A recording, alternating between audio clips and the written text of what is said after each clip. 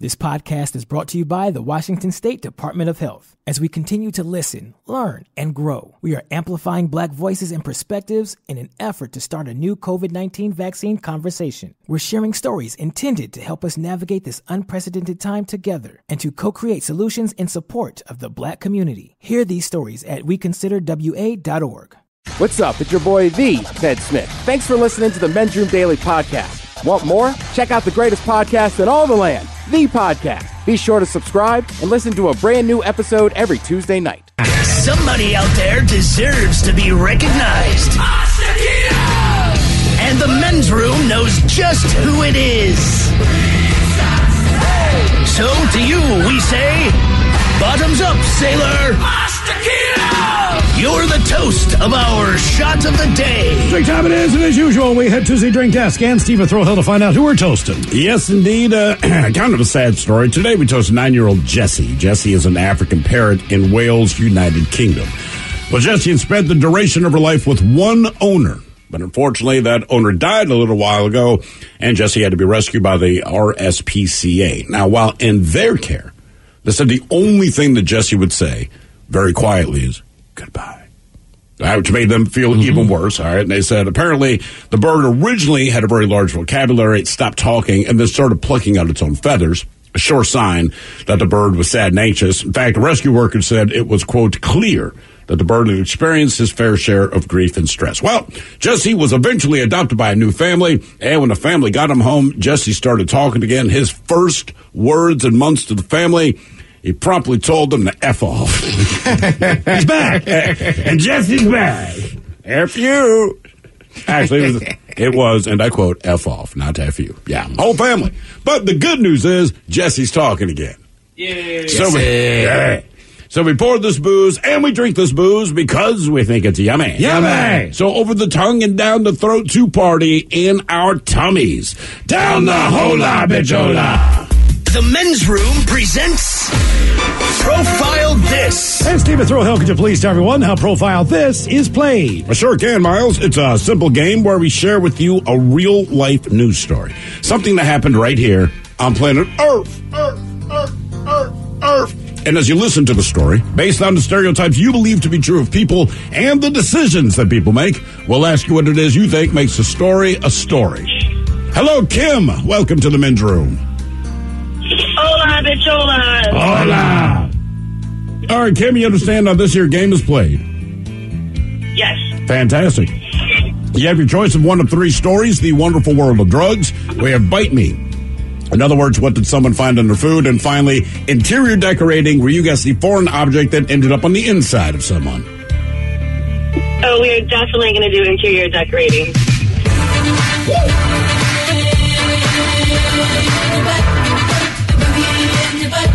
You know, Ken, we used to get grief about this particular category, but what we've discovered in the last few years is everyone's fascinated. See, what they're doing is called projecting. And as a result of this, I have done a lot of research, and there are things that have disturbed me for weeks and weeks and weeks. Unbelievable stories. This is your story. We go to China, where a doctor recently treated a man in a hospital after they discovered that the patient had stuffed a 15-centimeter long object into his body because, quote, he wanted to get more excitement. Well, the man was claiming that there was an object in his rectum that could not be taken out. In a CAT image of the man's body, the foreign object was found in the upper middle part of his rectum and the lower part of his sigmoid colon. Now, I'm not exactly sure what separates a sigmoid colon from the rest of your colon, but it can be good. It's in the colon. Either way, yeah, it's gone too far. After a 35-minute operation, the doctor did successfully remove the foreign object from his body and said he was able to save the man as he had sought medical help in time. Now, the question is, what did he put up his backside? Was it a lotion bottle, a toy shark, a foam dart, or a miniature baseball bat? So again, that's a lotion bottle, toy shark, foam dart, or mini baseball bat. Where was it? This was in China. And keep in mind, all of your options have, in fact, been self-inserted into people's rectums. Oh, I have an idea what I want to say, but I want to see what Ted says. I mean, I'm thinking he said he did it for extra pleasure. Quote, wanted to get more excitement. All right, so I feel like maybe the lotion's out because he's already getting excited with himself. So then he said, "To hell with it. Let's put the bottle in." What kind of the lotion bottle you're saying? Yeah, the lotion bottle. Okay. A toy shark, a foam dart. I mean, for comedic reasons, I'd like it to be Toy Shark, but I don't know.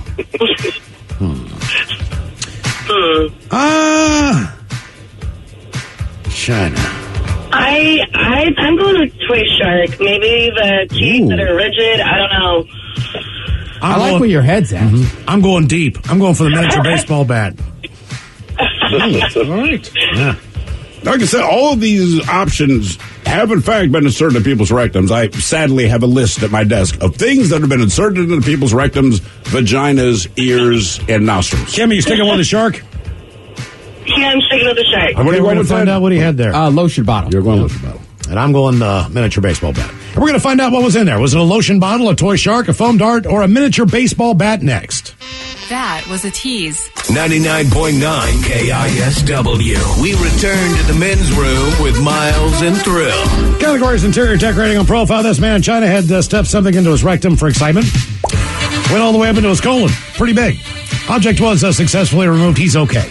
That's the good news. Question is, what was the excitement all about? A lotion bottle, a toy shark, a foam dart, or a miniature baseball bat? That is correct. And Kim, that is the very question that we posed to you. You went with the toy shark.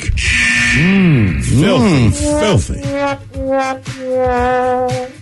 Miles, you went with the mini baseball bat, which a lot of people on the text lines agreed with. However, that is not correct. Yeah, if it had been a different country, I would have gone with that. Really? Like China has a league, but like the Japanese league and the Korean league are much bigger. More likely to have a miniature baseball bat. And then Ted, you went with the lotion bottle.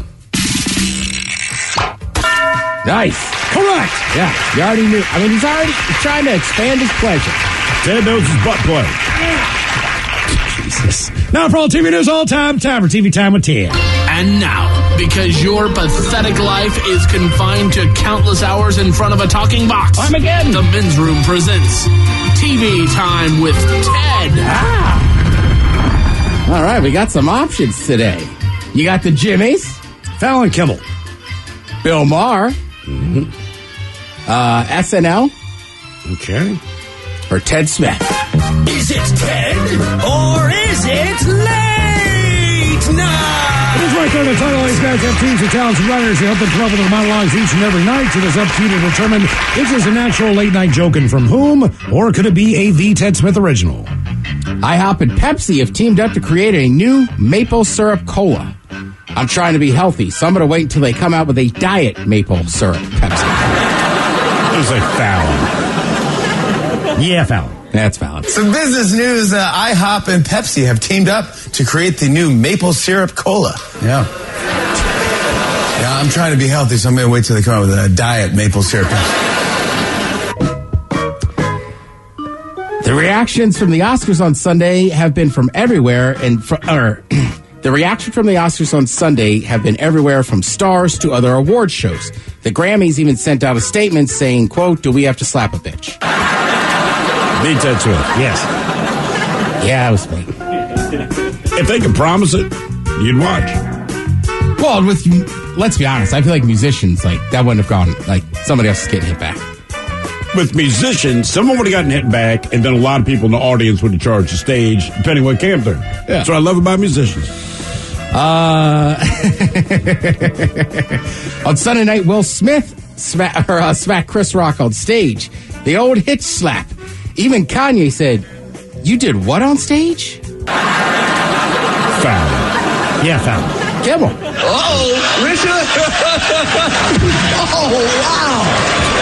Wow, indeed. The old hitch slap. Even Kanye was like, you went on stage and did what at an award show? Maury Povich is retiring, so somebody else will have to take over America's paternity tester. Because nothing makes our day like hearing the 5 most beautiful words in the English language. You are not the father. Kimmel. Yeah, Kimmel. Mark. Now that Maury Povich is retiring, someone else must take over as America's paternity tester, because nothing makes our day quite like hearing the 5 most beautiful words in the English language. You are not the father. The director of The Batman just released a deleted scene showing Robert Pattinson facing off against the Joker. It's a bit shocking. I had no idea you could release a 3-hour movie and still have deleted scenes. That sounds like Kimmel. Valid. The director of The Batman just released a deleted scene showing Robert Pattinson facing off against the Joker. It's pretty shocking. I had no idea that you could release a 3-hour movie and still have deleted scenes. But the scene is really something. I mean, we haven't seen a Batman face off against the Joker in months. It's kind of funny.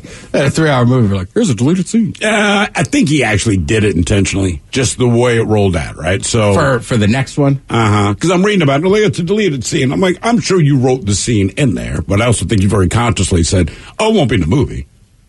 But so basically, because what Marvel is to make you sit through the credits, because Marvel's very good at connecting all of their movies, right? So you'll sit through the credits at the end of any one of them, and as a guarantee, there is an indication of what character you might see next, villain or superhero, right?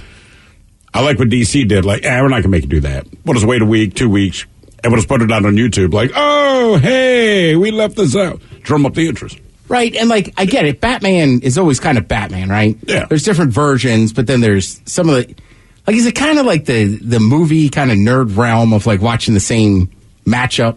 Like, for instance, you'll have Duke and North Carolina playing college hoops. Now, it's one of the greatest rivalry in sports. Like, the players change, but it still remains the same rivalry. That's kind of what they do. Like, look, we have a new Joker, we have a new Batman, but we need these two actors. And I get it. Like, at some point, they have to face off. These are the two new actors that are doing it. Here you go. Right, because you see it in sports, right? Like the Yankees and the Red Sox have had thousands of players, right? But you still watch it because it's the Yankees versus the Red Sox. And then what do we always say in sports? You go, that's a rivalry game. Anything can happen. Right. Yeah. So I get it. They're just swapping out people. Let's see. Will Smith has apologized to Chris Rock after smacking him on Sunday night at the Oscars. Yay. Yeah. Like, look, I did turn it over. Once I saw he had been smacked, I was just like, man, this can't be real. Obviously, Will Smith went out and said, not supposed to use violence, blah, blah, blah. But you can say a lot of things after you do it. Right. That's the biggest and issue. You made it, look, and keep in mind, man, look, it's not even a big deal to me. I'm thinking if it had been me, no. I would have attacked him after the Oscars if I'm Chris Rock. You have the presence of mind of like, man, we're doing an international broadcast, right? Well, wherever you think of the Oscars, this is the moment. So be decent. Will does not have it within him to contain that for a pretty irrelevant joke. But if I'm Chris Rock, like when the Oscars are done, I'm beating his ass. Well, and I think you could hear it when Chris Rock hesitates for a second and just says, no. Like, you're also Will Smith, who has been in comedic films and this and that, but you're also dealing with Chris Rock. Like, I think Chris Rock was very nice about it. He could have just dug into him right then and been like, oh, that's over the line? What about all the other stuff we talk? You know what I mean? And like with Will and Jada, like, it's not... You guys put it out there. They put everything out without anybody asking, right? So that's the thing. And it's like, man, look, we got the roast coming up. I'd like to think, most specifically Walter Jones, that whatever we say, we're not going to get that reaction. But it's like, you understand when a comedian walks on stage, especially at the Oscars, you know what all of them do? Make fun of people in the audience. That's what they do. If you can't handle it, then don't be there. It's okay. I cannot criticize your inability to deal with a little bit of stuff, right? That's on you. I didn't raise you, ain't my problem. But maybe don't put yourself in a situation, you know what I mean? If you're too soft to handle that stuff, then just make it a point, don't go there. You know what I mean? You might get upset because people are going to target you. That's kind of what comedians do at the Oscars since the Oscars has been on TV. Well, that's the other thing, too. Like, that's such a big stage. Like, part of me is like, you almost worry about, like, little local shows for comedians. It's like, that is not the way to react. Now, look, you know him. He could go up to him afterwards and say something, but, like, you know, most comedy clubs, like, there's security and stuff, but they're watching the door. There's not a lot of space between you and the audience. And now if somebody's doing crowd work and you decide you don't like the joke, are you just going to go up and, like, hit a dude? Well, he had to decide he didn't like the joke after his wife rolled her eyes. Yeah. Remember, he laughed. He laughed. And then she rolled, and it was a sincere eye roll. And that's okay, right? She was the butt of the joke. Whatever, she can roll her eyes. She didn't do anything. But then Will does, oh, she didn't laugh, so I got to go up and do this thing. Like, man, don't be a punk-ass bitch. That's my only problem. Don't be a punk-ass bitch. If you thought it was funny, you thought it was funny. If you didn't think it was funny, then don't laugh.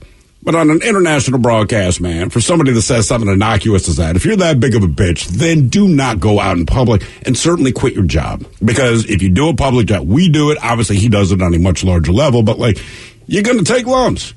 That's the way I read it. Come on, bitch. He's been taking so much crap over the last year or two. Again, for stuff they put out. Right. That, like, I could get you're frustrated with it, but it just seemed like Chris Rock in that joke, like, that's where you decide that's the line. But again, he laughed. And then when he saw his wife, and the crowd kind of started like, ooh, because she clearly just like, F you. That's what her face said, right? No big deal. Right. That's when you decide to go up. So you thought it was funny. That makes you a bigger bitch than you were by going up there getting upset about it. Jesus Christ, man. I mean, it's great that you apologize. Good for you. But then he wins Best Actor, and he's up there like, I'm crying because I'm a vessel of love. Like, bitch, we just saw you bitch slap another man an hour ago. And then his wife today is like, hey, we're in a moment of healing. Shut up. It wasn't even an hour. That's the craziest thing. He does that. And then, I mean, it seemed like the next award or something, he's accepting for the longest, or for it gives the longest Best speech Actor. For Best Actor. And it's just like, my problem I don't know. is, like, look, it just was wild that you could actually watch that on TV. Well, the thing is, like, you won Best Actor. I didn't see the movie. I don't care about the movie. If you deserve it, good on you, man. That's your freaking job. So I'm glad that you did it, quote unquote, better than anyone else. But the fact that your speech is like, I realize I'm a vessel of love, like, nah, bro, you just went up there and bitch slap a man on international TV because, and keep in mind, he didn't joke about you. And I know you said, well, I'm defending my wife. Your wife's fine. She's okay. She can defend herself. Right, and it's not, you can't, right. That was the amazing thing. I was just sitting there in my house, like, with my jaw open. I mean, not at the house, at the party. Mike was there. By the way, great tux this year, dude. Oh, thank you. But yeah, it was pretty amazing. I just like, it was just like, I can't believe I'm watching this. Like, he literally just smacked a guy, and now is sitting here talking about a vessel for love. Well, somebody here says, Will Smith is a man. Rock offended his woman. He handled his business in front of God and everyone. Good on him. Didn't punch him. Bitch slap. Right? That is your position. I get it. It's just the general thing of decorum, right? And just as a general human being, like, there's things that make me mad. I don't necessarily attack someone because I'm upset about it, but my parents didn't raise a bitch, right? And that was very important to my parents, and I'm hoping to not do that with my kids. And part of not being a bitch is, look, man, he offended his wife, and like I say, you want to knock his ass out after the broadcast? Knock his ass out after the broadcast. That's it. I don't care about his response as far as how he feels. And keep in mind, as much of a man as he is, he was laughing at the joke until his wife told him to put his balls back in his pants to go up there and do something. Right? So remember that. But anyway, deal with it later. Because you come off as a punk-ass bitch if you cannot contain it in these moments that you're on the internet. I mean, like, come on, man. And we've all been in these situations, right? Like, I did it a couple weeks ago. I said, like, joke around with somebody. The joke was obviously too far. They didn't like it, right? They just sit there, they pull you aside, you chat it up, and go, all right. Right? Like, there's just a million different ways you could handle that instead of the way it was. Yeah, that's it, man. And then, and look, gave the winning I say speech this to my children, right? It's the same thing. Like, yeah, I know you're upset at school today, but your behavior in the moment, that's the thing that's not taught. Again, you want to knock someone's ass out after school, hey, you do your thing. That's called a fight, bro. That's on you. You know what this is. You just shouldn't have showed up. Yeah, I still think he's just right. There's a White House press corps dinner. And it happens every year. And the politicians get up there. Used to. And they make fun of each other. Right. And the reason that they haven't done it lately was because the last president probably didn't want to get up there and listen to that or be involved in anything that involved, like, comedy. Right. So they just didn't do it. He didn't show up. That's why they didn't do it. So, right, he did not show up. So just don't show up, dude. That's all.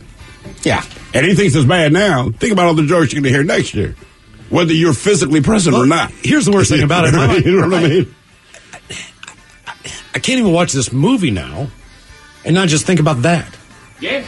So, like, even to digest the art, the only thing I'm going to be thinking about is that moment, even though he had an Oscar-winning performance in it. So someone says, hey, without Will Smith, would we be talking about the Oscars?